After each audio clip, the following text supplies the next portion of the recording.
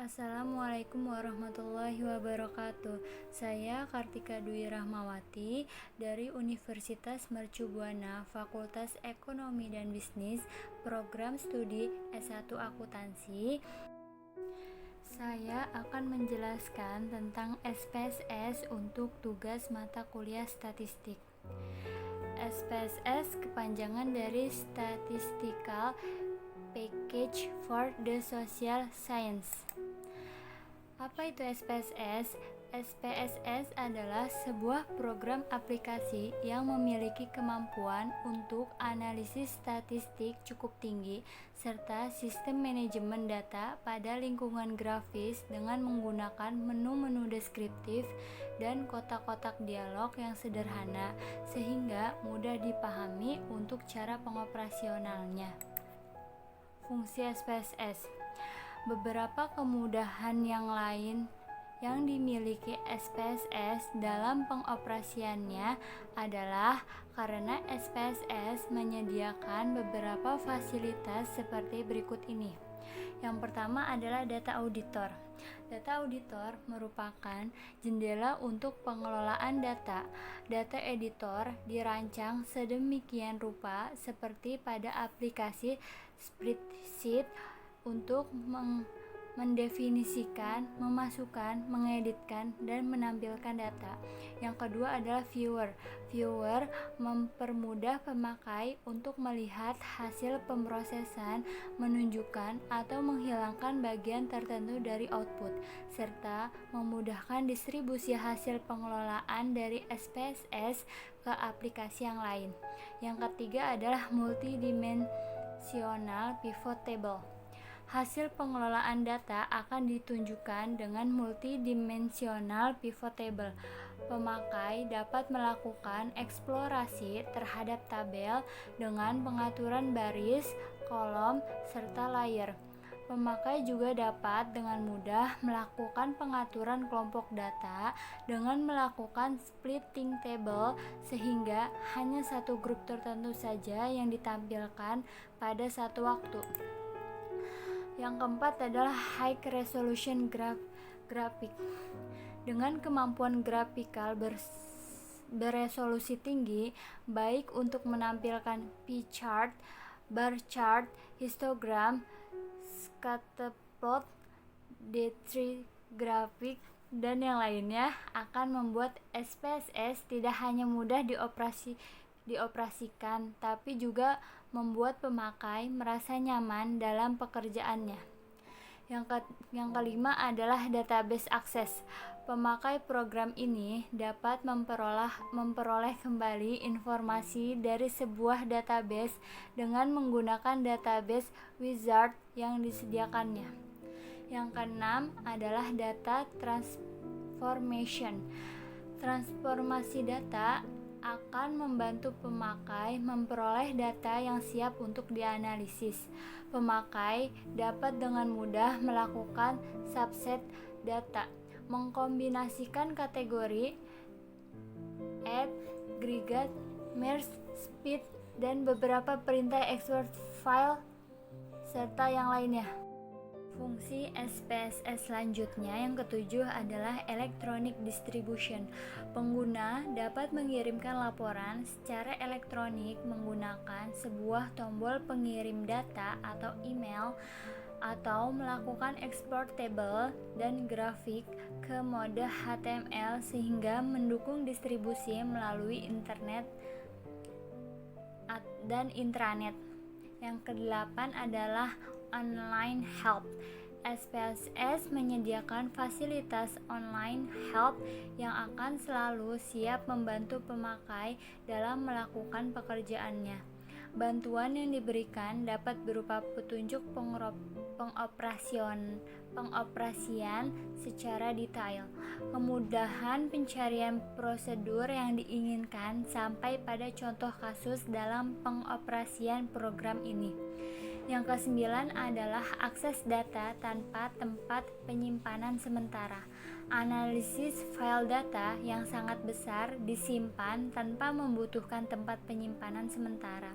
Hal ini berbeda dengan SPSS sebelum versi 11.5 di mana file data yang sangat besar dibuat temporary filenya. Fungsi SPSS selanjutnya yang ke-10 adalah interface dengan database relasional. Fasilitas ini akan menambah efisiensi dan memudahkan pekerjaan untuk mengekstrak data dan menganalisisnya dari database relasional. Yang ke-11 adalah analisis distribusi. Fasilitas ini diperoleh pada pemakai SPSS for server atau untuk aplikasi multi-user.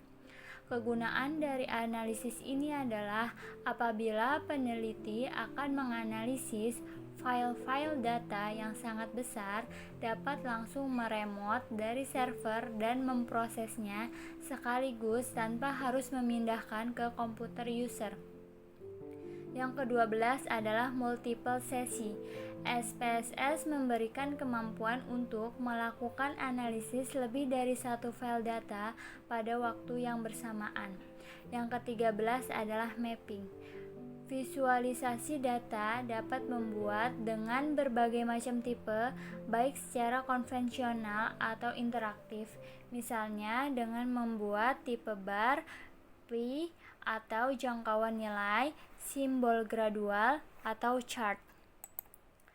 Selanjutnya, saya akan membahas tentang pengujian statistik deskriptif.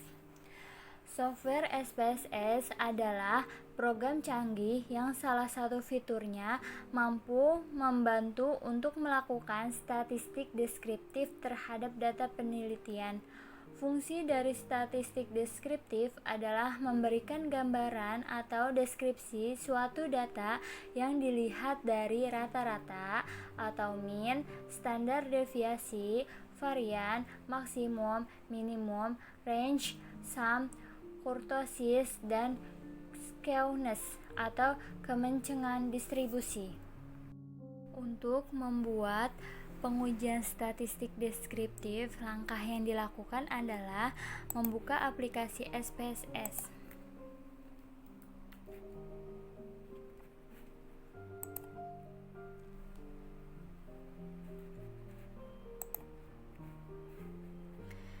Nah, di sini saya akan membuat data baru.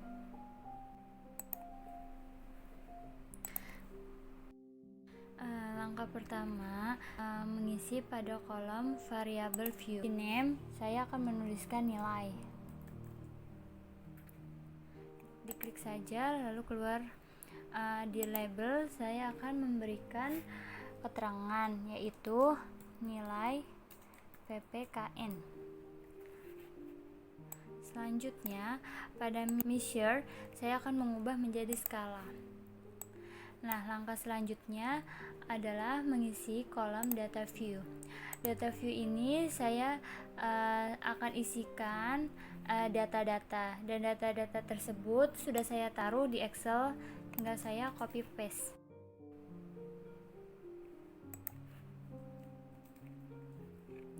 Nah, ketika sudah di copy paste, langkah selanjutnya untuk menguji deskriptif statistik, kita akan menggunakan menu Analyze, lalu kita mengklik submenu deskriptif statistik, lalu klik deskriptif. Kita perlu memindahkan ke bagian variabel. Jadi nilai PKN-nya kita masukkan ke bagian kolom variabel. Nah, setelah itu kita klik menu option, lalu di sini kita akan menceklis apa yang kita butuhkan. Untuk saat ini yang saya butuhkan adalah saya akan menceklis mean, sum, standar deviasi, variance, maksimum, minimum, kurtosis, sama skewness. Lalu klik continuous dan oke. Nah, keluarlah tabel deskriptif. Ini adalah tampilan tabel output SPSS terkait dengan nilai PPKN. Pada tabel ini menunjukkan bahwa responden atau N adalah 20. Dari 20 responden, nilai terkecil atau minimum pada nilai PPKN adalah 63. Selain itu, nilai terbesar atau maksimum dari nilai PPKN adalah 95. Nilai range merupakan nilai selisih dari nilai minimum dan maksimum, yaitu 32. Dan nilai sum merupakan penjumlahan dari nilai PPKN ke 20 siswa atau responden, yaitu 1623.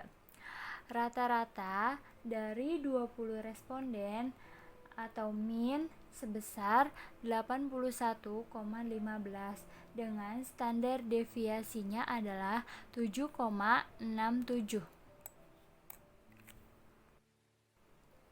Skewness dan kurtosis merupakan ukuran untuk melihat apakah data nilai PPKN didistribusikan secara normal atau tidak.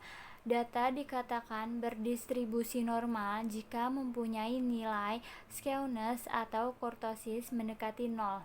Hasil dari tampilan SPSS memberikan nilai skewness yaitu minus 0,074 dan kurtosis yaitu 0,356. Sehingga dapat disimpulkan bahwa data nilai PPKN berdistribusi secara normal. Demikian penjelasan saya mengenai SPSS, semoga bermanfaat. Kurang lebihnya mohon maaf. Wassalamualaikum warahmatullahi wabarakatuh.